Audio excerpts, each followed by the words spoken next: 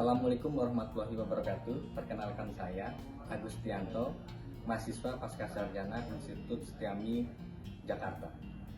Saya akan mempresentasikan tugas mata kuliah Manajemen Keuangan Sektor Publik dengan dosen Dr. Pandayo MM.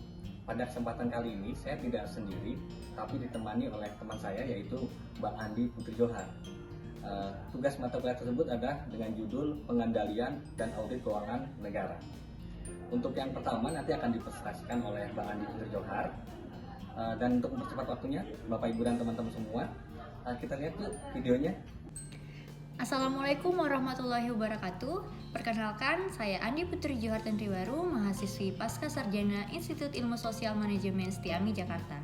Dalam kesempatan ini, saya bersama dengan Pak Agus akan mempresentasikan terkait dengan audit negara. Untuk lebih jelasnya, mari kita simak video berikut.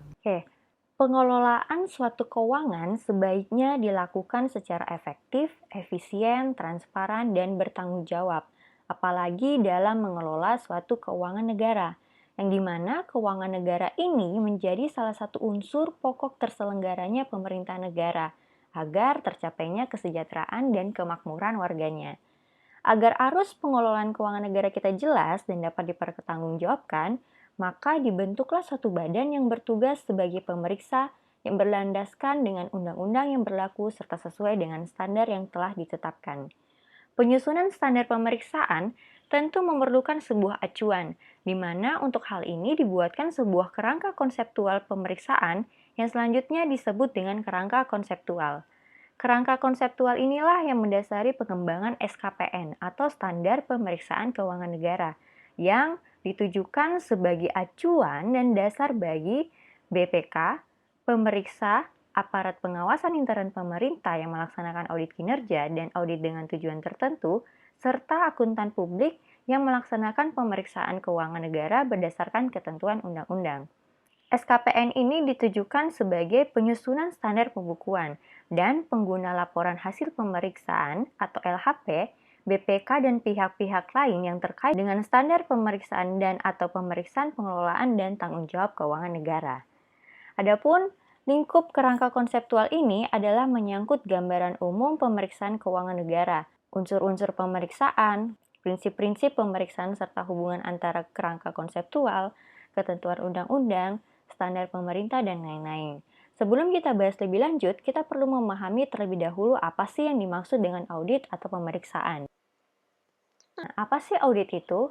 Audit menurut KBBI merupakan pemeriksaan pembukuan tentang keuangan, baik itu perusahaan, bank, atau lainnya, secara berkala. Jadi, sementara menurut Mulyadi tahun 2002, auditing adalah proses yang sistematis untuk memperoleh dan mengevaluasi bukti secara objektivitas atas tuduhan kegiatan ekonomi dan kegiatan dengan tujuan untuk menetapkan tingkat kesesuaian antara laporan dengan kriteria yang telah ditetapkan, serta penyampaian hasil kepada pengguna yang bersangkutan.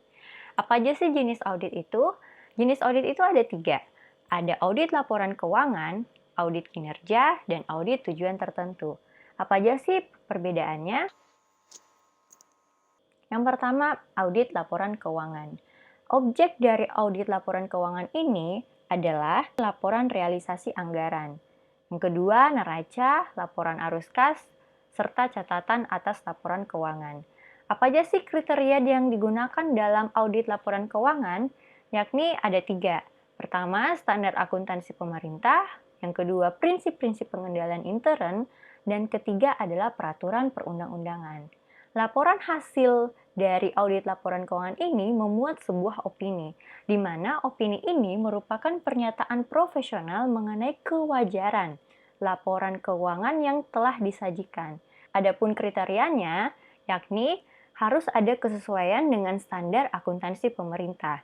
Yang kedua, kecukupan pengungkapan. Yang ketiga, kepatuhan terhadap peraturan perundang-undangan. Dan keempat adalah efektivitas pengendalian intern. Selanjutnya, audit kinerja. Objek audit dari kinerja ini adalah kegiatan, program, dan sistem pengendalian intern.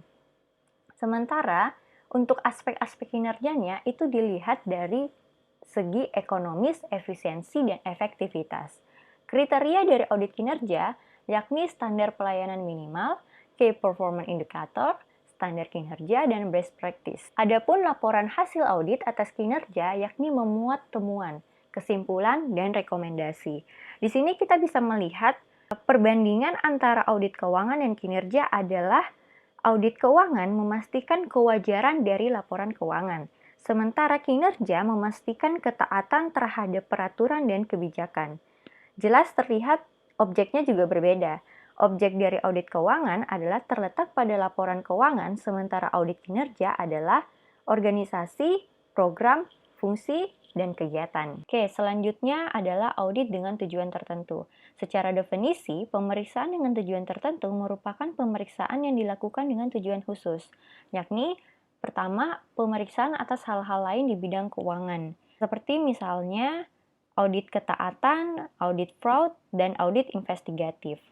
Kriterianya apa? Yakni peraturan perundang-undangan, ketentuan SP yang efektif, serta prosedur yang disepakati bersama.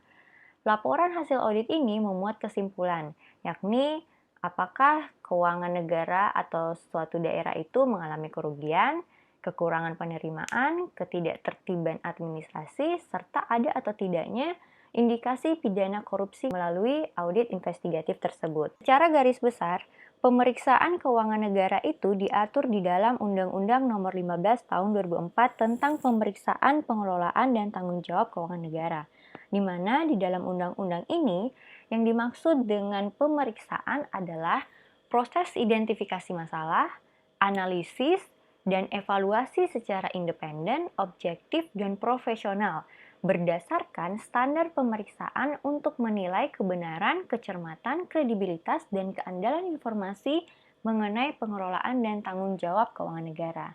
Lingkup dari pemeriksaan keuangan negara itu meliputi pemeriksaan atas pengelolaan dan tanggung jawab keuangan negara. Selanjutnya yakni standar pemeriksaan. Untuk pemeriksaan keuangan dilaksanakan berdasarkan dengan standar pemeriksaan keuangan atau SPKN. Sementara manajemen pemeriksaan keuangan didasarkan pada panduan manajemen pemeriksaan.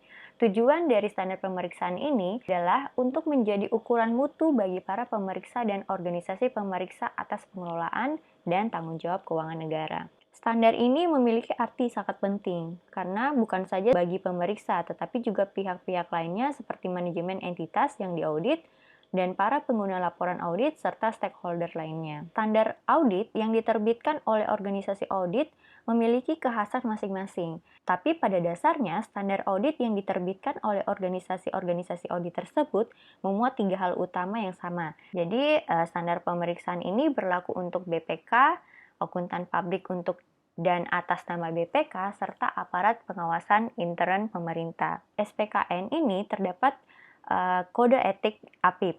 Ini diberlakukan bagi seluruh auditor dan pegawai negeri sipil yang diberi tugas oleh aparat pengawasan intern pemerintah atau APIP. Aparat pengawasan intern pemerintah ini ditugaskan untuk melaksanakan pengawasan dan pemantauan tindak lanjutnya.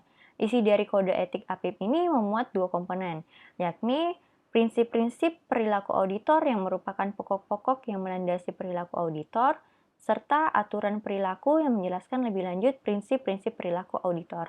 Apa aja sih yang termasuk dari prinsip-prinsip perilaku auditor? Yang pertama adalah integritas, objektivitas, kerahasiaan, dan kompetensi. Sementara aturan perilaku yang menjelaskan lebih lanjut prinsip-prinsip perilaku auditor, dalam prinsip ini auditor dituntut agar dapat melaksanakan tugasnya secara jujur, teliti, bertanggung jawab, dan bersungguh-sungguh. Selanjutnya menunjukkan kesetiaan dalam segala hal yang berkaitan dengan profesi dan organisasi dalam melaksanakan tugas, dapat mengikuti perkembangan peraturan perundang-undangan dan mengungkapkan segala hal yang ditentukan oleh peraturan perundang-undangan dan profesi yang berlaku, dapat menjaga citra dan mendukung visi dan misi organisasi, tidak menjadi bagian kegiatan ilegal, atau mengikatkan diri pada tindakan-tindakan yang dapat mendiskreditkan profesi APIP atau organisasi, dan lain-lain. Baik, saya akan melanjutkan materi yang disampaikan Mbak Andri Putri Johar, yaitu unsur-unsur pemeriksaan keuangan negara yang dibagi atas beberapa hal. Yang pertama adalah hubungan tiga pihak yang terdiri atas pemeriksa keuangan negara, yaitu BPK dan akuntan publik. Lalu pihak yang bertanggung jawab, yaitu pihak yang bertanggung jawab adalah pihak yang diperiksa, yang bertanggung jawab atas informasi, hal pokok atau bertanggung jawab mengolah hal pokok dan atau bertanggung jawab menindaklanjuti hasil pemeriksaan antara lain Presiden, Menteri, dan Kepala Daerah. Lalu pengguna LHP, dalam hal ini lembaga perwakilan pemerintah atau pihak yang berkepentingan. Hal pokok dan informasi hal pokok. Hal pokok adalah hal-hal yang diperiksa dan atau hal-hal yang menjadi perhatian dalam suatu penugasan pemeriksaan, yang dapat berupa informasi, kondisi, atau aktivitas yang dapat diukur atau dievaluasi berdasarkan hal tertentu. Informasi hal pokok adalah evaluasi atas atau hasil pengukuran hal pokok terhadap kriteria. Hal pokok dan informasi dapat berupa dan tidak terbatas pada kinerja atau kondisi keuangan, kinerja atau kondisi non-keuangan, karakteristik fisik, sistem dan proses, serta perilaku. Hal pokok memiliki karakteristik yang berbeda, mencakup sampai sejauh mana informasi atau atas hal pokok tersebut bersifat kualitatif atau kuantitatif, objektif atau subjektif, historis atau prospektif, dan terkait dengan suatu titik waktu atau melingkupi periode tertentu. Karakteristik tersebut akan mempengaruhi tingkat ketepatan dalam mengukur dan mengevaluasi hal pokok tersebut berdasarkan kinerja. Tingkat kemampuan bukti yang tersedia untuk memberikan keyakinan. Hal pokok memiliki karakteristik yang berbeda, mencakup sampai sejauh mana informasi atas hal pokok tersebut bersifat kualitatif atau kuantitatif, objektif atau subjektif, historis atau perspektif, dan terkait dengan suatu titik waktu atau melingkup periode tertentu. Karakteristik tersebut akan mempengaruhi tingkat ketepatan dalam mengukur dan mengevaluasi hal pokok tersebut berdasarkan kriteria, tingkat kemampuan bukti yang tersedia untuk memberikan keyakinan. LHP menyajikan karakteristik tertentu dan mempertimbangkan dari karakteristik yang relevan dengan pengguna LHP. Penentuan hal pokok dapat dikatakan tepat jika dapat diidentifikasi dan memungkinkan evaluasi dan pengukuran yang konsisten terhadap kriteria yang telah diidentifikasi. Memungkinkan untuk diterapkan prosedur dan dalam memperoleh bukti yang cukup serta tepat mendukung kesimpulan guna memberikan keyakinan yang memadai. Yang ketiga, kriteria pemeriksaan. Tolak ukur yang digunakan dalam memeriksa dan menilai hal pokok, dalam hal ini informasi yang digunakan dalam pengelolaan dan pertanggungjawaban keuangan negara, termasuk tolak ukur, penyajian, dan pertanggungjawaban yang relevan. Kriteria pemeriksaan yang sesuai dengan menggambarkan karakteristik sebagai berikut: relevan, lengkap, handal, netral, dan mudah dipahami. Yang keempat, bukti pemeriksaan. Informasi yang digunakan oleh pemeriksa dalam menentukan kesesuaian hal pokok dengan kriteria pemeriksaan. Pemeriksaan mempertimbangkan kecukupan dan ketepatan bukti yang diperoleh. Seperti kecukupan bukti pemeriksaan merupakan ukuran kuantitas bukti yang pemeriksaan yang dipengaruhi oleh nilai pemeriksa atas risiko pemeriksaan dan kualitas bukti pemeriksaan. Ketepatan bukti pemeriksaan merupakan ukuran kualitas bukti pemeriksaan, yaitu relevan, valid, handal untuk mendukung hasil pemeriksaan. Yang kelima, laporan hasil pemeriksaan. Pemeriksaan membuat LHP berupa laporan tertulis yang berisi satu kesimpulan yang diperoleh tentang informasi pokok. LHP berisi hasil analisis atas pengujian bukti yang diperoleh saat pelaksanaan pemeriksaan. Struktur dan informasi LHP ditetapkan lebih lanjut dalam standar pelaporan. LHP digunakan oleh pihak yang bertanggung jawab untuk melakukan perbaikan atas pengelolaan dan tanggung jawab keuangan negara. LHP yang telah disampaikan pada lembaga perwakilan dinyatakan terbuka untuk umum, kecuali yang memuat rahasia negara dan atau mengandung unsur pidana yang diproses hukum sebagaimana diatur dalam ketentuan peraturan perundang-undangan. LHP yang terbuka untuk umum dapat diakses oleh masyarakat sesuai ketentuan peraturan perundang-undangan. Yang keenam, pemantauan tindak lanjut hasil pemeriksaan. LHP ditindaklanjuti oleh pejabat pengelola keuangan negara, selaku pihak yang bertanggung jawab sesuai dengan kewenangan dan ketentuannya. Menurut pasal 4 Undang-Undang Nomor 15 Tahun 2004, jenis pemeriksaan dibagi atas pemeriksaan keuangan, pemeriksaan kinerja, pemeriksaan tujuan tertentu, pemeriksaan khusus, pemeriksaan investigatif, pemeriksaan atas hal-hal yang berkaitan dengan keuangan. Pemeriksaan keuangan adalah laporan keuangan yang pemerintah pusat dan pemerintah daerah dalam rangka memberikan opini tentang tingkat kewajaran informasi yang disajikan dalam laporan keuangan. Tujuannya memberikan keyakinan apakah laporan keuangan telah disajikan secara wajar sesuai dengan prinsip akuntansi yang ditetapkan dalam berbagai peraturan perundangan. Pemeriksaan kinerja adalah pemeriksaan atas pengelolaan keuangan negara yang terdiri atas pemeriksaan aspek ekonomi, efisiensi, dan efektivitas, dengan tujuan untuk mengetahui dan menilai apakah upaya pelayanan kesehatan oleh Pemda telah dilaksanakan, telah tersedia secara optimal sesuai dengan indikator pelayanan yang telah ditetapkan. Sarana prasarana telah tersedia sesuai dengan persyaratan yang ditetapkan dan dimanfaatkan sesuai dengan peruntukannya, serta biaya kegiatan telah dilaksanakan secara ekonomis, efektif, dan efisien. Pemeriksaan dengan tujuan tertentu adalah pemeriksaan yang tidak termasuk dalam pemeriksaan keuangan dan kinerja.